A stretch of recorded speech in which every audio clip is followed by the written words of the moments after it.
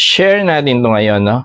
So, dahil 7:12 PM na, so may ipapakita tayo ngayon at i-share. Ito yung ating PZEM-022 6-in-1 AC meter. So, bakit siya tinawag na 6-in-1 AC meter? Kasi 6 parameters yung pinapakita niya doon sa kanyang screen. So, ano bang gamit nito sa ating setup? So, first, bago tayo mag-proceed sa sinabi ko, alamin muna natin kung saan siya ini-install. So, ini-install itong ating AC meter sa pagitan ng AC output ng inyong inverter at inyong AC load, no? Pag bumili naman tayo nito, meron tayong makikitang wiring diagram doon sa kanyang box. Madali na masundin kung paano siya install, no? Yun. Ayun. So, ano yung function niya doon sa ating solar setup? So, pag nakabit nyo siya ng tama, no? May measure niya yung dalawa, no? Primarily, yung function niya sa ating setup is basically ito na lahat, no? Yung ina-output niya, no?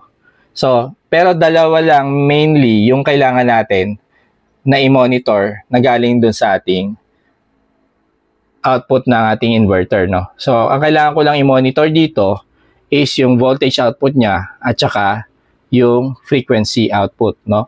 Which is, makikita ko siya rin dun sa ating AC meter. So, ngayon, ang setting natin sa SUMDOM is 230 volts, no? AC output at 60 Hz frequency. Dito, makikita natin sa AC meter na actual voltage output niya is 236 volts and ang frequency niya is tama naman, 60 Hz, no? Yon. So, mamamonitor nyo siya kung nag-output ba ng tama yung inyong inverter.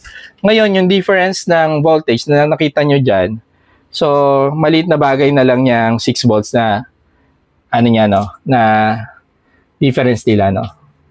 Okay? And then, yung mga ibang parameters dito, no? Itong current, power, energy, and power factor, load-based to, guys, no?